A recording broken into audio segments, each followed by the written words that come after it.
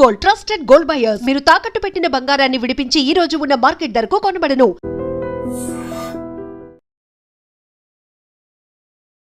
మహారాష్ట్రలోని అమరావతి జిల్లాలో అశ్లీల వీడియోల కేసు సంచలనం సృష్టిస్తోంది.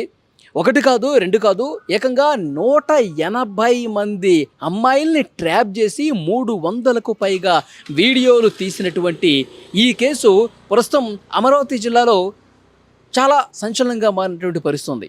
అంటే అక్కడ ఆ బాలికల తల్లిదండ్రులు ఎంత మానసిక వేదనకు గురవుతున్నారు. అంటే అమ్మాయిల్ని ఏ విధంగా ట్రాప్ చేస్తారు, రూముకి తీసుకుపోతారు, లైంగిక దాడులకు పాల్పడతారు, వాళ్ళ వీడియోలు తీస్తారు, ఇంటర్నెట్లో పెట్టారు. అంటే ఈ విషయం ఎప్పుడైతే బయటకు వచ్చిందో మొత్తం తీవ్రంగా చర్చనీయాంశమైంది. దేశవ్యాప్తంగా కూడా ఒక కుదిపేసినటువంటి పరిస్థితి ఉంది. అక్కడ ఉన్నటువంటి స్థానికులు వీళ్ళ వ్యవహారానికి సంబంధించి ఎవడైతే దుర్మార్గులు చేశారో వాళ్ళకి సంబంధించి వీళ్ళ మీద యాక్షన్ తీసుకోవాల్సిందని చెప్పి అక్కడ రాజ్యసభ సభ్యుడు అనిల్ బోండేకి వినతిపత్రం ఇస్తే అతను వెంటనే హుటాహుటిన చర్యలు తీసుకున్నారు. పోలీసులకి కంప్లైంట్ ఇచ్చారు. పోలీసులు ఇన్వెస్టిగేట్ చేస్తే కళ్ళు బైర్లు గమ్మేటువంటి వాస్తవాలు కొన్ని వెలుగులోకి వచ్చినాయి. అసలు అంటే ప్రధాన నిందితుడు ఎవరైతే ఉన్నారో తన్వీర్ అనేవాడు, అయాన్ అలియాస్ తన్వీర్, వాడి ఫ్రెండ్ ఉజైర్, వీళ్ళిద్దరూ ఫ్రెండ్స్.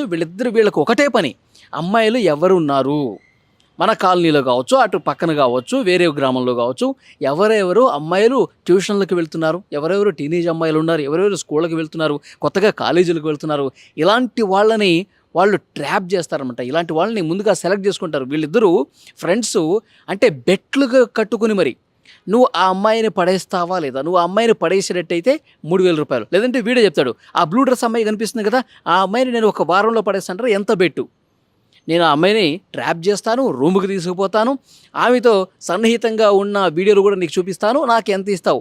సో ఈ విధంగా పోటీలు పడి మరి అమ్మాయిల్ని ట్రాప్ చేసి వాళ్ళతో మాటలు కలిపి లోపరుచుకొని రూముకు తీసుకుపోయి చాలా దారుణంగా వీడియోలు తీసి బిహేవ్ చేసినటువంటి కేసు. నిజంగా ఈ వార్త చెప్పడానికే చాలా బాధ కలుగుతున్నటువంటి విషయం. ఎంతోమంది అభావ స్వభావం తెలియనటువంటి ముక్కుపచ్చలారినటువంటి అమాయక ఆడపిల్లలని ట్రాప్ చేసి దాదాపు 300 నుంచి 400 మంది వరకు అమ్మాయిలకి సంబంధించిన అశ్లీల వీడియోలు చిత్రీకరించి వీళ్ళు నెట్లో కూడా పెట్టారు. ఇది జరిగినటువంటి ఈ కేసుకు సంబంధించినటువంటి వ్యవహారం. ఇక్కడ వీళ్ళు ట్రాప్ చేసిన తర్వాత ఇంకొక వేరే ఫ్రెండ్ ఉన్నాడు. ఆ వేరే ఫ్రెండ్ ఫ్లాట్కి తీసుకెళ్తారు. ఫ్లాట్కి తీసుకెళ్ళేటప్పుడు అక్కడ వాడికి 500 రూపాయలు ఇస్తారంట. 500 రూపాయలు ఇచ్చేసి ఆ ఫ్లాట్కి తీసుకెళ్ళి ఆ ఫ్లాట్లో వాళ్ళు సన్నిహితంగా ఉంటూ తర్వాత ప్రైవేటు వీడియోలు వీడన్నీ కూడా లైంగిక దాడికి పాల్పడేటువంటి అవి కూడా రికార్డ్ చేస్తాడు. ఆ అమ్మాయికి తెలియకుండానే రికార్డ్ చేస్తాడు. రికార్డ్ చేసి అవి చూపించి మళ్ళీ లైంగిక దాడికి పాల్పడతాడు. అవి చూపించి డబ్బులు డిమాండ్ చేస్తాడు.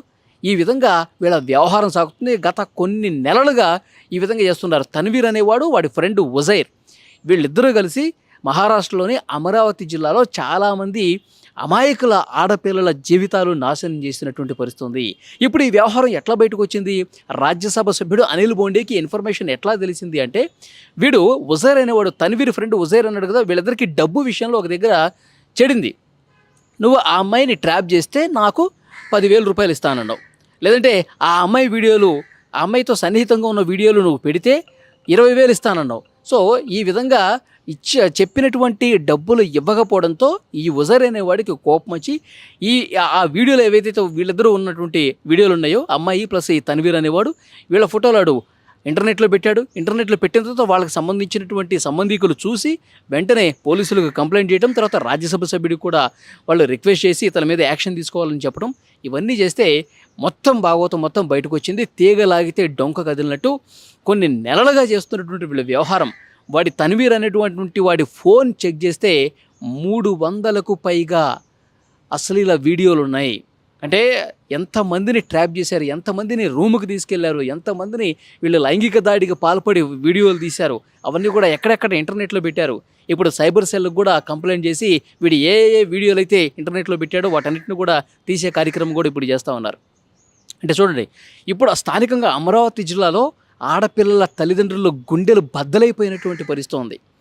అసలు మా అమ్మాయి సేఫా ఉందా లేదా, మా అమ్మాయి వీడి ట్రాపులు ఏమన్నా పడిపోయిందా, మా అమ్మాయి అసలు వీళ్ళు చేస్తున్నటువంటి వికృత చేష్టలకి ఏమైనా బలైందని చెప్పి ప్రతి ఒక్క తల్లిదండ్రులు కూడా ఇప్పుడు చెక్ చేసుకుంటున్నటువంటి పరిస్థితి ఉందంటే ఎంత బాధ కలిగించే వార్త చూడండి. అంటే డబ్బుల కోసం వాళ్ళు బెట్టింగులు వేసుకొని అమ్మాయిల జీవితాన్ని ఏ విధంగా నాశనం చేశారో కూడా ఇక్కడ క్లియర్గా అర్థమవుతుంది. ఈ విషయం వీళ్ళ మీద కంప్లైంట్ వచ్చిన తర్వాత వీళ్ళిద్దరిని అరెస్ట్ చేశారు. మొత్తం 8 మంది ఉన్నారంటే వీళ్ళందరినీ గ్రూప్ టీమ్ని వీళ్ళందరినీ అరెస్ట్ చేసిన తర్వాత ఇన్వెస్టిగేట్ చేస్తూ వీడు ఎక్కడైతే నివాసం ఉంటున్నాడో ఆ ఇల్లు, ఆ ఇంటికి సంబంధించినటువంటి వాళ్ళ కుటుంబ సభ్యుల ఇళ్ళు ఏవైతే ఉన్నాయో అవన్నీ కూడా అక్రమ కట్టడాలని చెప్పి మున్సిపల్ అధికారులు కూడా తేల్చారు. వాటిని బుల్డోజర్ సాయంతో కూలగొడతా ఉన్నారు.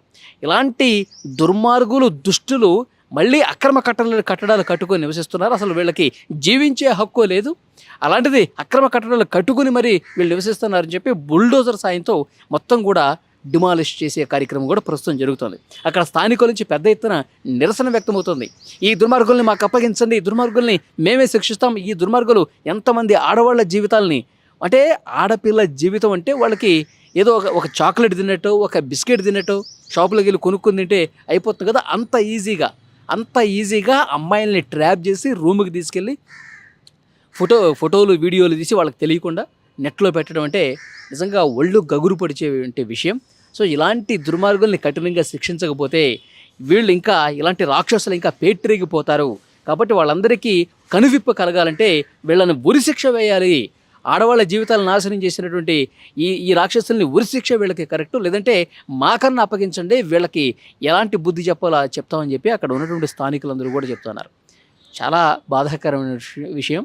ఆ ఫోన్లో 300కు పైగా ఆడపిల్లల జీవితాలు అంటే 4 గోడల మధ్య వీళ్ళ వికృత చేష్టలకు నలిగిపోయారంటే చాలా బాధ కలుగుతున్నటువంటి విషయం. సో డెఫినెట్గా ఈ కేసుని అక్కడ పోలీసు యంత్రాంగం, అధికారులు కూడా చాలా సీరియస్గా తీసుకున్నారు. ఇంకా ఇన్వెస్టిగేషన్ చాలా సీరియస్గా జరుగుతుంది. అన్ని ఆధారాలని కోర్టు ముందు ప్రవేశపెట్టి చాలా కఠినంగా శిక్షించే ప్రయత్నం చేస్తామని అక్కడ పోలీసు అధికారులు కూడా చెప్తున్నారు. డెఫినెట్గా ఇలాంటి వాళ్ళకి ఎంత కఠినంగా శిక్షిస్తే బుద్ధి వస్తుందన్నది కూడా ఈ వీడియో చూసిన వాళ్ళు కామెంట్ బాక్స్లో తెలియజేయండి.